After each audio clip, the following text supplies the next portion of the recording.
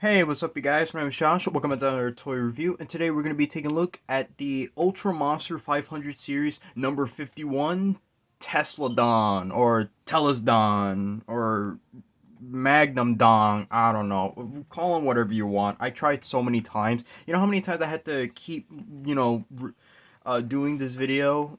Just this introduction alone. So I do apologize for butchering the name.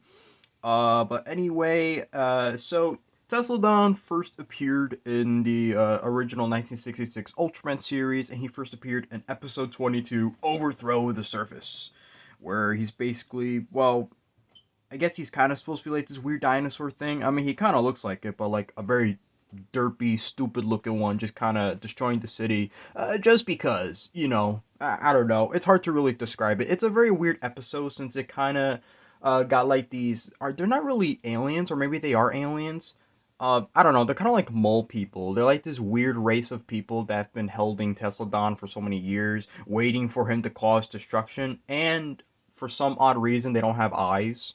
It's yeah. Listen, Ultraman episodes, they're either weird or super weird. That's all I gotta say, honestly. So let's not rot our brains trying to find out, and let's get right to the figure. Now, I still have the tag attached to him. I have not taken it out yet.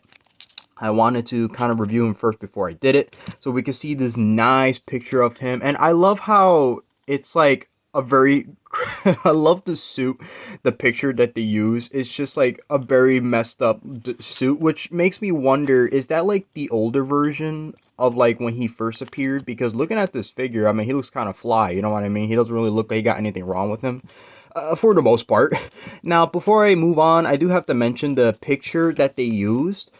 This is one of the more updated versions only because if you bought this figure back in 2013 or 2014, which is the year that the figure came out. Actually, you know what? It says 2013. Okay, my apologies. Forget about that. Obviously, if you bought this figure when it first came out, this would not be the picture they used. They would have definitely used a much more different picture. This is a much more updated one that they use, for sure. And especially like that barcode thing they got going on, that was not on it before. So this is basically a re-release, which is not bad, obviously. I mean, if you didn't get him before, now you got him, and I was able to finally get my hands on him on eBay, and I was super happy because he's a classic kaiju. He's from the 60s. Come on.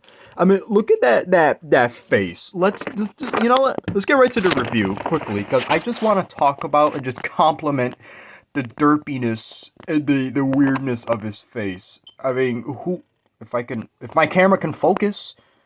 Okay. Let me see. Wait. Too bright. Come on now.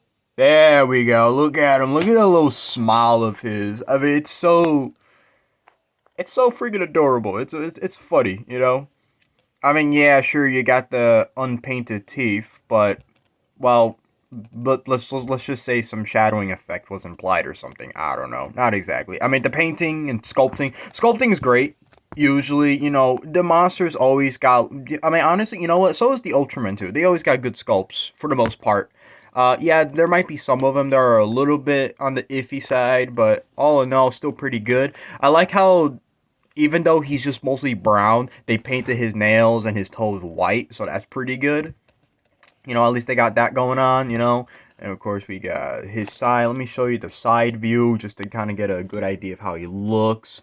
Let's talk about the tail because was that intentional? I mean, look, I get it. They're trying to make it look just like how it was in the show and the suit, but it just looks downright weird. Like, I wonder, is that his butthole? I really hope not. I mean, I don't know. I don't want to know. No offense, my boy. Okay, it's not your fault. Can we? Should I make that the thumbnail? Just his face. You know what? Let me not do that. Nah. Look, I want my reviews to at least be semi-serious, but not exactly. But you get the point.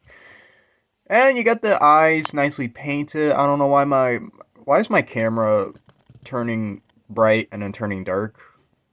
Yeah, I'm sorry about that. I mean, I guess it's kind of ironic because technically this creature, I mean, I don't think so, but the original idea was that he can only wake up during the nighttime. He can't really see the daytime, which obviously that's not true, especially in later Ultraman shows where that's pretty much a contradictory. So It's one of those let's pretend that didn't happen situations, right? Let me fix up my camera, and then we'll talk about the articulation, which, actually, give me a moment.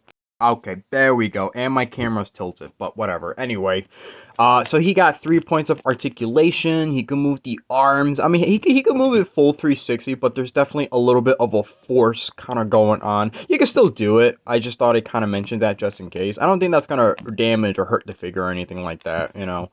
And you got his tail moves around, and that's about it. Only 3 points because he does, you know, he got that same thing going on.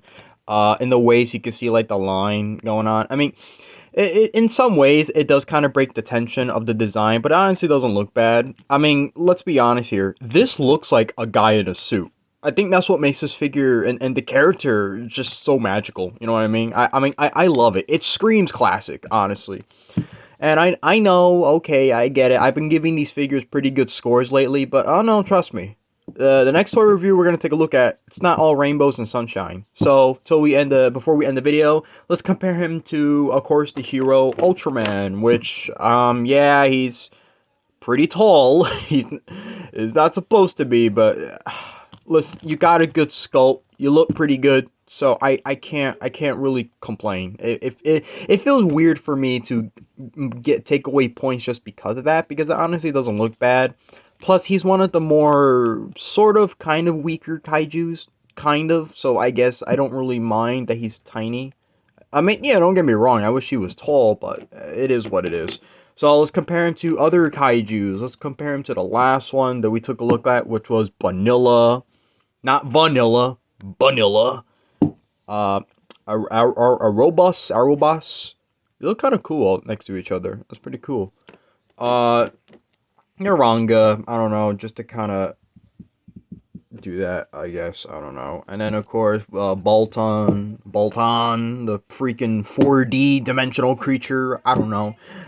Anyway, already, and yeah, that's about it. So we'll take a look at the next figure, which is going to be Gubula, but we'll say that for next time. So until then, I hope you guys liked the video. Oh, forgot to give him a score. 9 out of 10. You know what? No, 10 out of 10. I'm sorry, I have to. It's fantastic.